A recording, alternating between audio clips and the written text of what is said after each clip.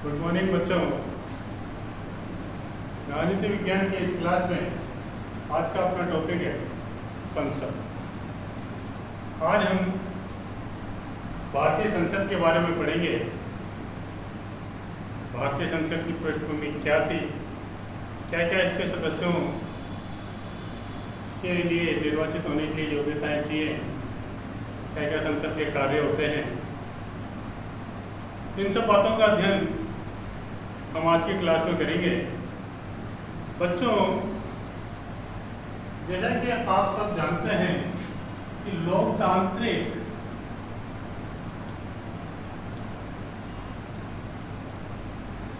जो शासन व्यवस्था होती है,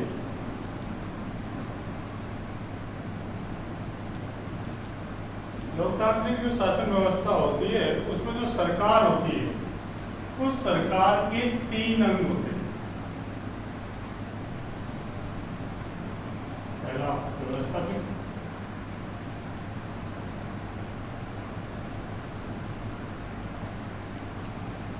कार्यपालिका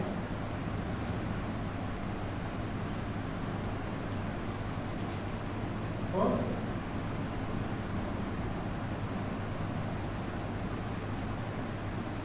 न्यायपालिका। यानी सरकार के 3 अंग हुए, विधायिका, कार्यपालिका और न्यायपालिका। इन तीनों अंगों के बारे में पिछली क्लासों में भी हमने समझाया था कि विधायिका जिसका कार्य कानून निर्माण का होता है, कार्यपालिका जिसका कार्य विधायिका द्वारा बनाए गए कानूनों को लागू करने का होता है, और न्यायपालिका इन कानूनों की वैधता की जांच करती है। यहाँ पे जो विधायिका है, व्यवस्थापिका है, इस व्यवस्थापिका को विश्व के कई देश, अलग अलग देशों में अलग अलग नामों से जाना जाता है। जैसे अगर हम बात करें ब्रिटेन की, तो ब्रिटेन में इसको कहा जाता है पार्लियामेंट।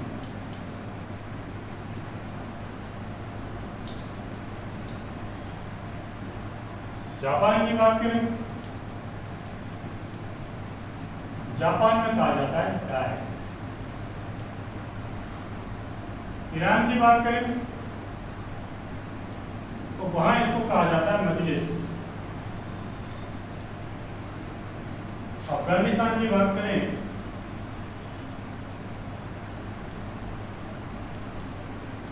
तो वहां इसे कहा जाता है सूरा। और भारत में इसको नाम दिया गया है संसद। भारत में क्या नाम दिया गया? संसद। ये संसद के अलग अलग देशों के कुछ नाम हैं जहाँ पे इसको अलग अलग नामों से जाना जाता है।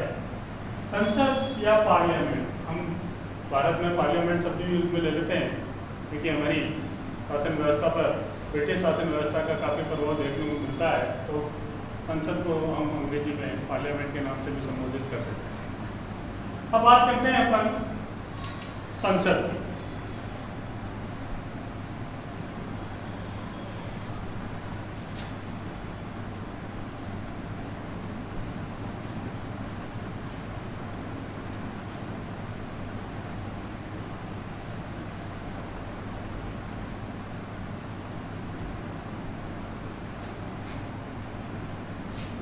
संसद 3 अंग होते हैं, राष्ट्रपति,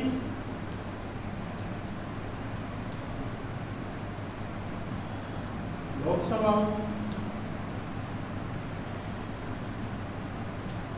और राज्यसभा। संसद के 3 अंग यानी राष्ट्रपति, लोकसभा और राज्यसभा। इन तीनों अंगों को मिलाकर, यानी राष्ट्रपति, लोकसभा और राज्यसभा, इन तीनों अंगों को मिलाकर संसद का निर्माण। भारतीय संविधान के अनुच्छेद, जो भारतीय संविधान का अनुच्छेद है 79, भारतीय संविधान के अनुच्छेद 79 में संसद का वर्णन किया गया है।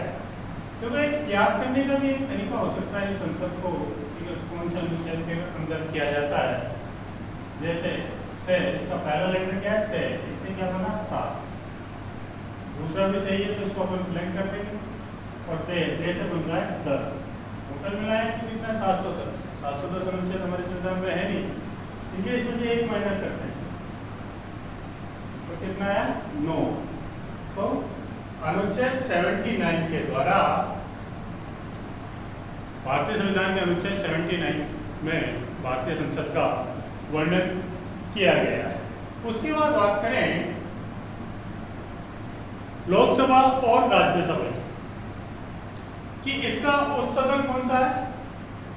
राज्यसभा। 79 के बाद क्या है 80, यानी इसका वर्णन राज्यसभा का वर्णन अनुच्छेद 80 में है। उसके बाद 81 जो लोकसभा का वर्णन अनुच्छेद 81 में किया जाता है। ये तो एक छोटा सा तरीका था याद करने का। अपना वो था कि संसद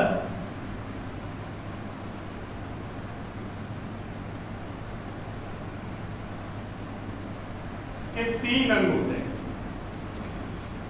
राष्ट्रपति, लोकसभा और राज्यसभा।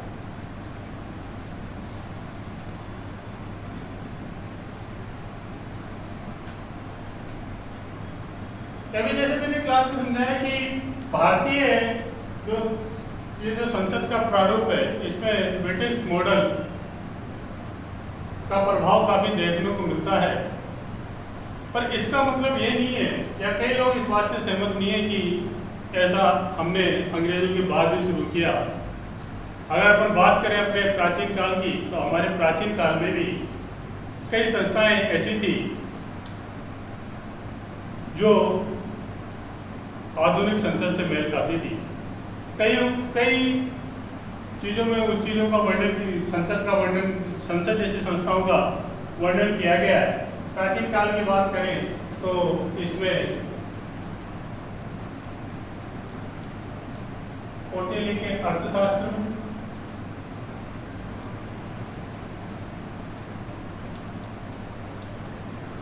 कौटिल्य का अर्थशास्त्र जो राजनीति के ऊपर लिखा गया एक बहुत बड़ा ग्रंथ था, उसमें भी संसद जैसी संस्थाओं का वर्णन किया गया है। अशोक के शिलालेखों में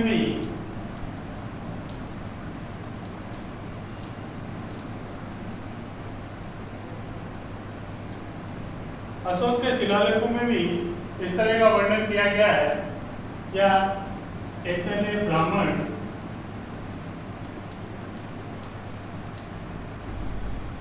कई चीज़ों में इस तरह से, कई प्राचीन कालीन साहित्य में हमने संसद रूपी संस्थाओं का वर्णन देखने को मिला।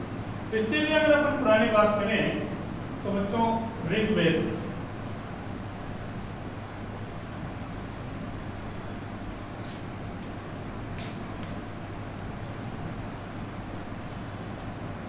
ऋग्वेद की बात करें तो जो कि सबसे प्राचीन वेद भी माना जाता है, इसमें 2 तरह की संस्थाओं का उल्लेख किया गया है, सभा और समिति। 2 तरह की, देखो सभा और समिति, 2 तरह की संस्थाओं का यहाँ पे उल्लेख किया गया है। जहां तक समिति की बात, इस समिति को हम आज की आधुनिक लोकसभा जो समिति है वो आज की आधुनिक लोकसभा के समान मान सकते। समिति जो आज की जो आधुनिक लोकसभा है उसके समान माना जाता है, और सभा जो कि विशिष्ट लोगों का समूह होती थी। सभा क्या होती थी? विशिष्ट लोगों का समूह होती थी। और विशिष्ट लोगों का समूह वर्तमान में क्या माना जाता है? तो वर्तमान में वो राज्यसभा के सदस्य माना। यानी हम कह सकते हैं कि प्राचीन काल में भी संसद के समान, जैसे आधुनिक जो संसद है इसके समान संस्थाएं भारत में विद्यमान रही है। कि इस मत से पूरी तरह से हमको सहमत नहीं है विचार कि हमारी संसद का पर या भारतीय राजनीतिक व्यवस्था पर ब्रिटिश प्रभाव देखने को मिलता है, ऐसा पूरी तरह से उचित नहीं है। प्राचीन काल में भी हमने इस तरह की संस्थाओं का वर्णन देखने को मिला है।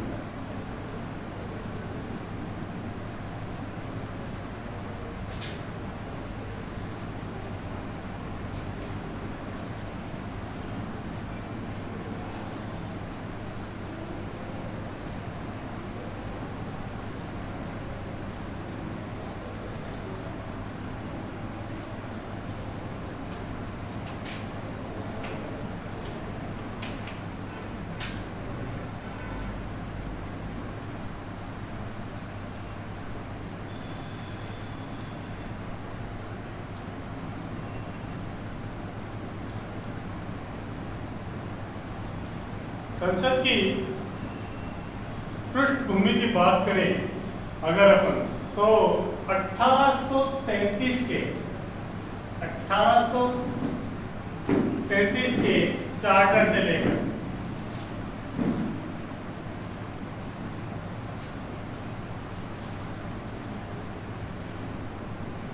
1833 के चार्टर से लेकर 1935 के भारत शासन अधिनियम में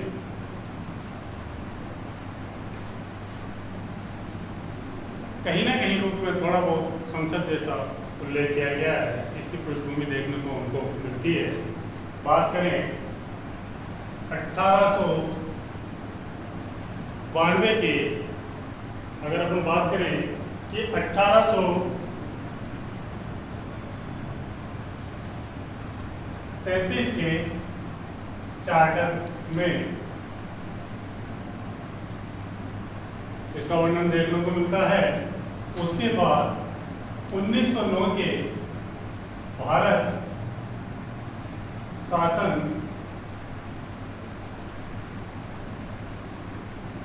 अधिनियम में भी, फिर 1919 के भारत शासन अधिनियम में भी इसका वर्णन देखने को मिलता है। 1935 का जो भारत शासन अधिनियम था उसमें भी इस भारतीय संसद की पृष्ठभूमि की झलक नजर आती है। जैसे 1892 में जो विधान परिषद था उसकी सदस्य संख्या कितनी निर्धारित कर दी गई? 16 निर्धारित कर दी गई।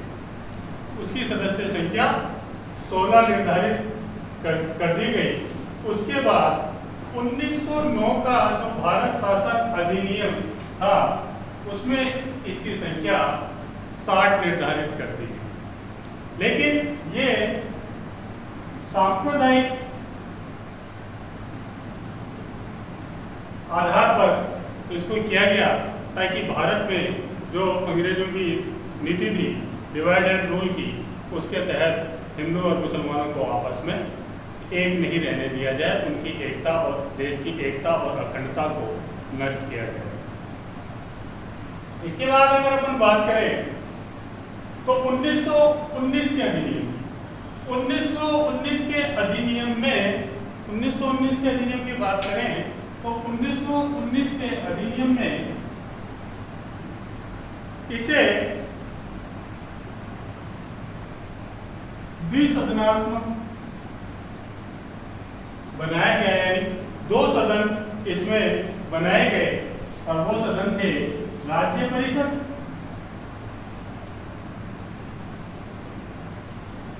पहला सदन कौन सा था? राज्य परिषद, और दूसरा था विधानसभा। इसको सारा जब तक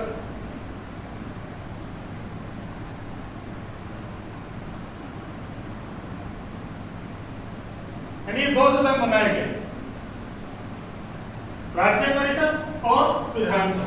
प्रत्येक सदन में निर्वाचित सदस्य, जो प्रत्येक सदन था उस प्रत्येक सदन में निर्वाचित सदस्यों की संख्या रखी गई, और जो निर्वाचन का आधार इन्होंने कि मत देने का जो आधार रखा गया वो संपत्ति को रखा गया। और यही कारण था कि मतदाताओं की संख्या बहुत कम थी, मात्र 15% लोगों के द्वारा मतदान किया गया। तो आप खुद समझ सकते हैं कि 15% लोग मतदान करेंगे तो किस तरीके के नतीजे सामने आएंगे। 1919 के जो द्विसदनात्मक इसको सदन बनाया गया, इसके बाद अपन बात करें अगर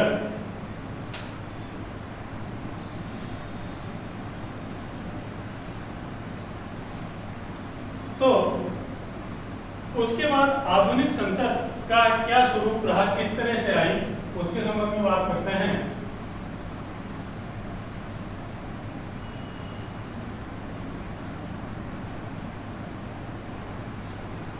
कि 1935 के अधिनियम में तो इसको पूरी तरह से जो वर्तमान जो रूप है उसी का रूप यहाँ पे भारत शासन अधिनियम में लागू किया गया था।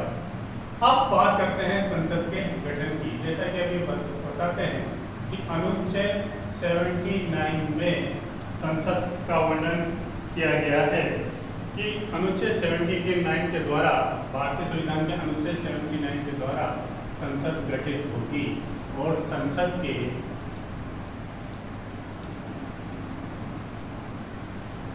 निम्न विभाग होंगे: राष्ट्रपति, लोकसभा और राज्यसभा। ये 3 भाग संसद के होंगे, गठित होंगे। यानी इन तीनों को मिलाने से गठन कैसे होगा? राष्ट्रपति, लोकसभा और राज्यसभा, इन तीनों को मिलाने से भारतीय संसद का गठन होगा। सदस्यों की बात करें तो राष्ट्रपति इसका अभिन्न माना ही जाता है। इसके साथ साथ कार्यपालिका का भी प्रधान होता है वो। लोकसभा की सदस्य संख्या और राज्यसभा की सदस्य संख्या, इनका दोनों को मिला के, राष्ट्रपति को मिला के संसद मानी जाती है। लोकसभा की अगर सदस्य संख्या की बात करें तो कि लोकसभा की अधिकतम संख्या, हमने पहली क्लास में अधिकतम संख्या इसमें जो वर्तमान में जो इसकी संख्या है वो 545 होती है। इसमें से 545 होती है, इसमें से 543 सदस्य जनता द्वारा निर्वाचित होते हैं और 2 सदस्य राष्ट्रपति द्वारा मनोनीत किए जाते हैं। वैसे ही यहाँ पर अगर बात करें तो राज्यसभा की जो सदस्य संख्या होती है वो 245 होती है और इसमें से 233 सदस्य निर्वाचित होकर आते हैं और 12 सदस्य मनोनीत होते हैं राष्ट्रपति के द्वारा।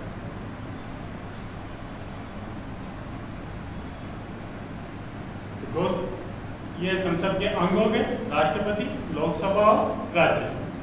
लोकसभा की अधिकतम जो वर्तमान में सदस्य संख्या है वो 545 में से 543 सदस्य इसकी जनता द्वारा प्रत्यक्ष रूप से निर्वाचित होकर आते हैं और 2 सदस्यों को राष्ट्रपति मनोनीत करता है। राष्ट्रपति किनको मनोनीत करता है? अगर राष्ट्रपति को लगे कि लोकसभा में एंग्लो इंडियन समुदाय का प्रतिनिधित्व नहीं हुआ है तो 2 सदस्य राष्ट्रपति एंग्लो इंडियन समुदाय के मनोनीत करें। राज्यसभा की वर्तमान जो सदस्य संख्या है 245 है। 245 में से 233 सदस्य निर्वाचित होकर आते हैं प्रत्यक्ष विधि के द्वारा और 12 सदस्य मनोनीत किए जाते हैं। अब ये 12 सदस्य किनको मनोनीत करते हैं? जो राष्ट्रपति को लगता है कि ज्ञान, विज्ञान, कला, खेल, अभिनय, साहित्य, यानी इन क्षेत्र की महान हस्तियों को, जो ज्ञान, विज्ञान, कला, खेल, साहित्य, इन क्षेत्र के जो महान हस्तियां रहती है उनको राष्ट्रपति संसद राज्यसभा में 12 सदस्यों को मनोनीत कर सकता है। ये हुआ आपके संसद का गठन। इसको सावधान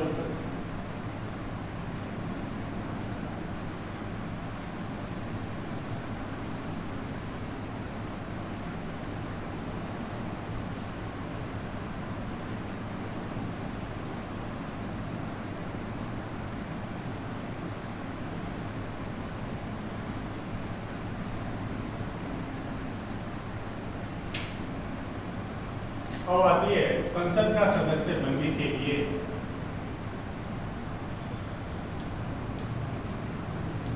योग्यता। इस संसद का सदस्य बनने के लिए क्या क्या योग्यताएं हैं? मैंने जैसे कि आपको पिछली कई क्लासों में बताया है कि सबसे पहली योग्यता जो सबके लिए समान होती है वो आपको लिखनी है, उसको ज़्यादा याद करने की जरूरत नहीं। सबसे पहले लिखा जाए कि वह भारत का नागरिक।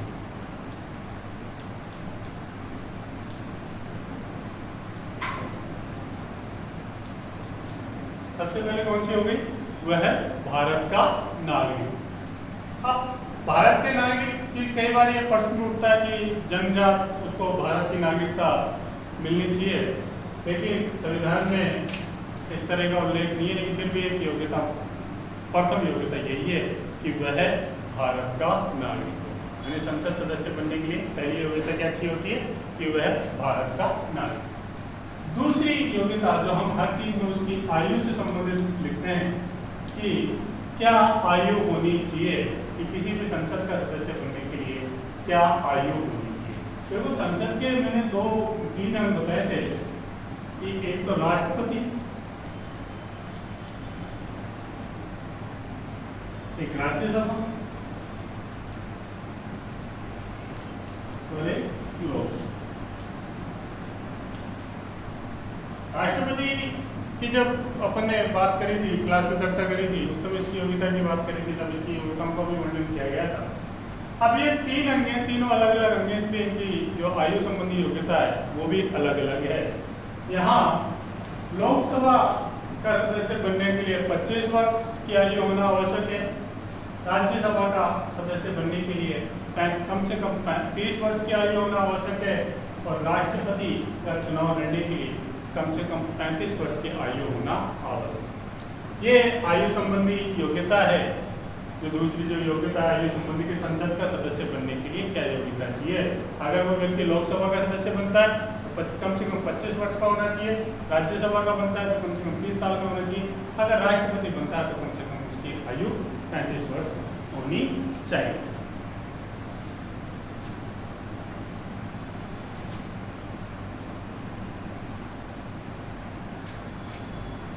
तीसरी जो अपन योग्यता लिखते हैं जनरली, वो लिखते हैं किसी लाभकारी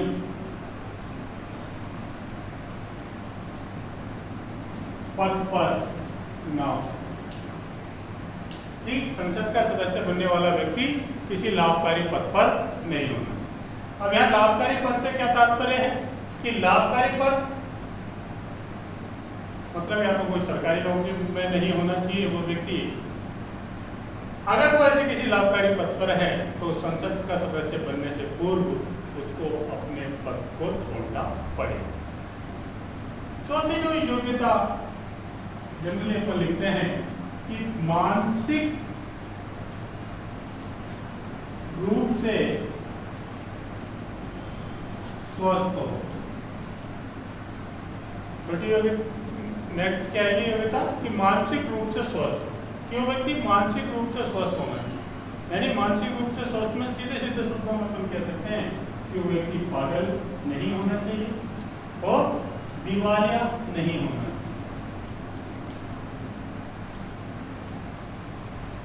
कि वो व्यक्ति पागल नहीं होना चाहिए और दिवालिया नहीं होना चाहिए। जनरली अपन इन 4 योग्यताओं किसी भी पद के लिए इन्हीं 4 योग्यताओं का लिखते हैं। इसके अलावा उस पद के हिसाब से और योग्यता हो जाती है। फिर 5वां कि वह व्यक्ति संसद द्वारा निर्धारित योग्यताओं की पूर्ति करता।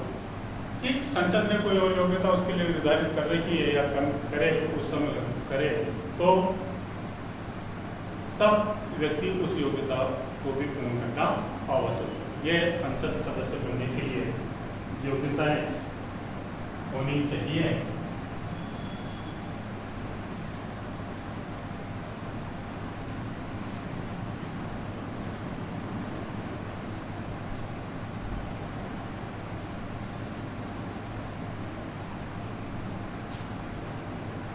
कुछ नियोग्यताओं का भी वर्णन किया गया है संविधान में कि किस तरह से व्यक्ति अपनी संसद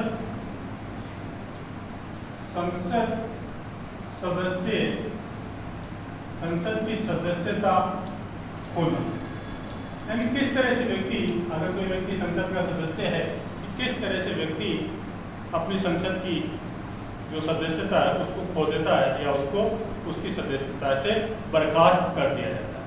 इसमें जो सबसे पहली बात आती है कि यदि एक व्यक्ति संसद के दोनों सदनों से मतलब लोकसभा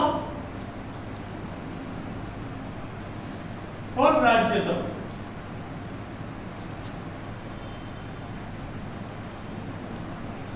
यानी दोनों सदनों से लोकसभा और राज्यसभा दोनों का सदस्य हो एक साथ, यानी एक ही समय पे कोई व्यक्ति लोकसभा का भी सदस्य हो और राज्यसभा का भी सदस्य हो, तो 1 महीने के अंदर उस व्यक्ति को दोनों में से जिसका वो चाहता है कि दोनों में से एक सदन की सदस्यता उसको छोड़नी पड़ती है, यानी यहाँ पे दोनों में से एक सदन की सदस्यता वो छोड़।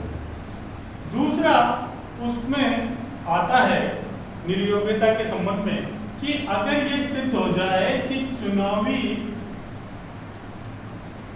रूप से व्यक्ति भ्रष्ट पाया गया, यानी चुनावी रूप से अगर व्यक्ति भ्रष्ट पाया गया कि ये सिद्ध हो जाए कि चुनाव के टाइम पे उस व्यक्ति ने भ्रष्ट आचरण का प्रयोग किया है या सरकारी मशीनरी का दुरुपयोग किया है, ये सिद्ध हो जाए तो भी उसकी सदस्यता छीनी जा सकती है, उसको उसके पद से या उसकी संसद की सदस्यता से हटाया जा सकता है।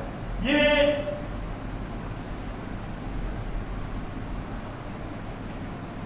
संसद की सदस्यता खोने की योग्यता थी। एक और योग्यता है कि दल बदल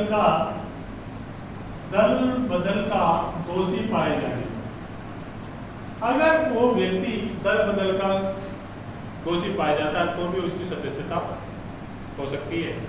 दल बदल से यहाँ पे मतलब है कि किसी व्यक्ति ने किसी एक दल के बैनर तले चुनाव लड़ा, चुनाव लड़ने के बाद वो व्यक्ति उस दल से चुनाव जीत भी गया और जीतने के बाद उसके दल की सरकार बनी नहीं, किसी दूसरे दल की सरकार बनी, पर उसने उस सरकार को समर्थन देने के लिए, समर्थन देना अलग बात है कि समर्थन बाहर से दे दिया, लेकिन उसका सपोर्ट करने के लिए अपने दल को छोड़कर वो दूसरे दल में चला गया, यानी दल बदल लिया, तो उस कंडीशन में भी संसद की सदस्यता वो व्यक्ति खो सकता है।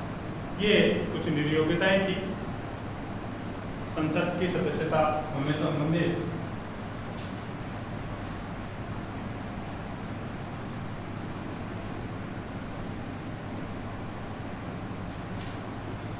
अब बात करते हैं शपथ।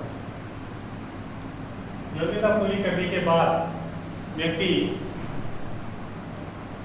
चुनाव जीत गया, चुनाव जीतने के बाद उसको उस व्यक्ति को जो संसद का सदस्य बनने के बाद उसको हम एमपी कह सकते हैं, मेंबर ऑफ पार्लियामेंट, या उसको हम सांसद कह सकते हैं। तो सांसद को जो शपथ दिलाने का जो शपथ दिलाई जाती है वो शपथ कौन दिलाता है? राष्ट्रपति दिलाता है। तो राष्ट्रपति स्वयं दिलाए या राष्ट्रपति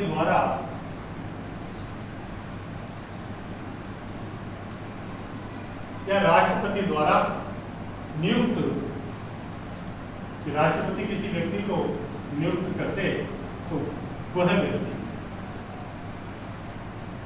या तो राष्ट्रपति उसको शपथ दिलाए या राष्ट्रपति द्वारा नियुक्त व्यक्ति उस एमपी को, मेंबर ऑफ पार्लियामेंट को शपथ दिलाने का कार्य करता है। अब ये शपथ काहे की दिलाई जाती? शपथ अपने कर्तव्यों का, शपथ क्या है कि शपथ अपने कर्तव्यों का निष्ठापूर्वक पालन करने की और अपने ईमानदारी से पालन करने की और संविधान के अनुरूप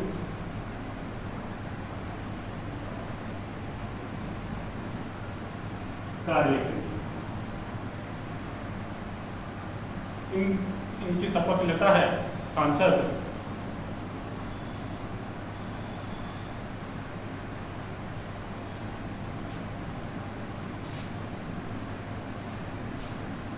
शपथ लेने के बाद बात करें अपन संसद के सत्र की।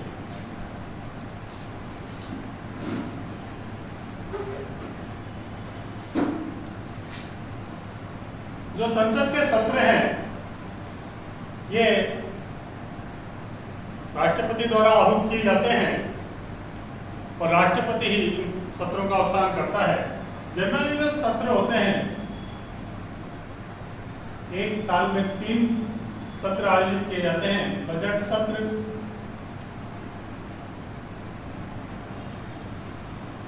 मानसून सत्र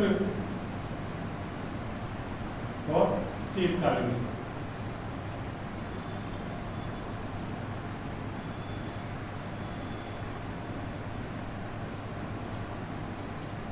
ये 3 सत्र आयोजित किए जाते हैं।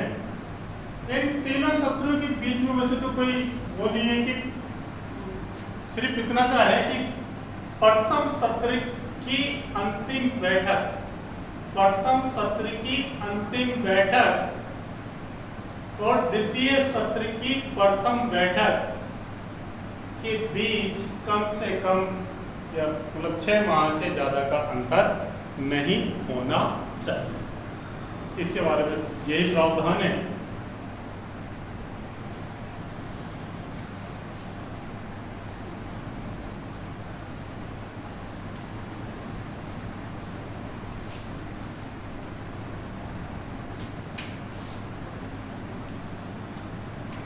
फिर हम बात करते हैं गण पूर्ति।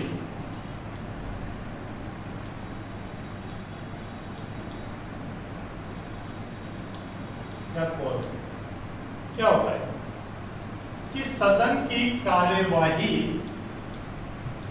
सदन की कार्यवाही की वैधानिकता,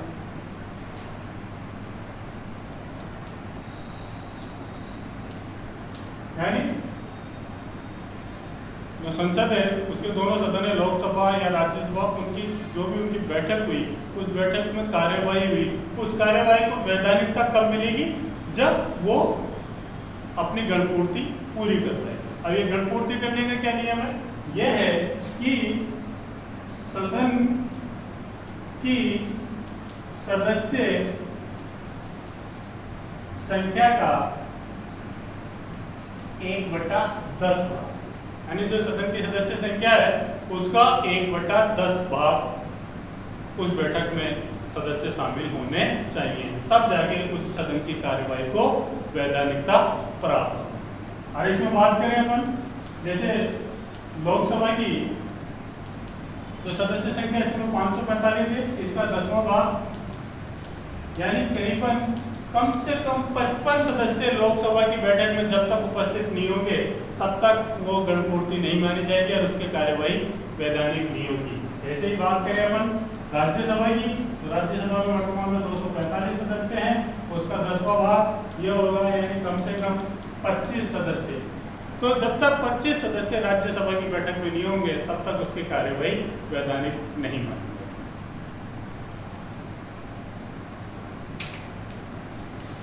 गणपूर्ति संबंधित कुछ नियम थे हमारे संविधान में।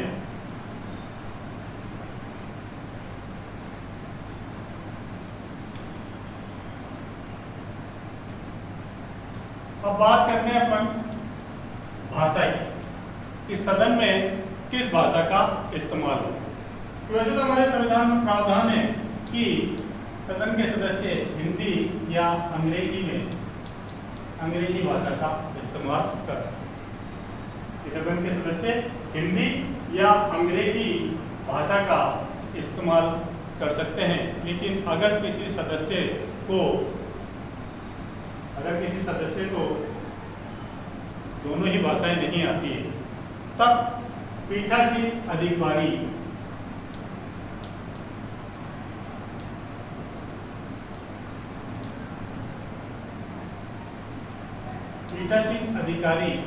आज्ञा दे सकता है कि वह व्यक्ति अपनी मातृभाषा में प्रश्न पूछ सकता है या मातृभाषा में वो व्यक्ति बोल सकता है। पीठासीन अधिकारी लोकसभा में तो लोकसभा अध्यक्ष,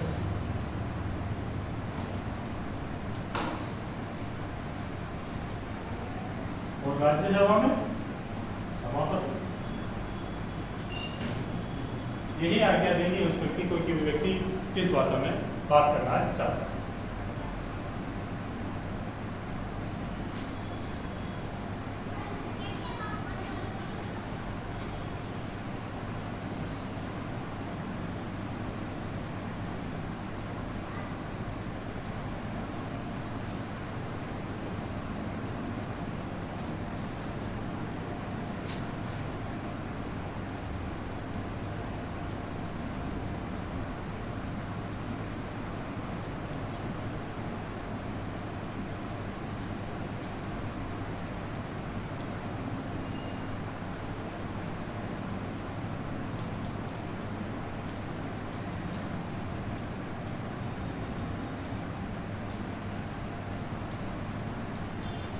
मंत्रियों और न्यायवादियों महान्यायवादियों के संसद में क्या अधिकार है कि अनुच्छेद 81 में इस चीज का वर्णन किया गया है कि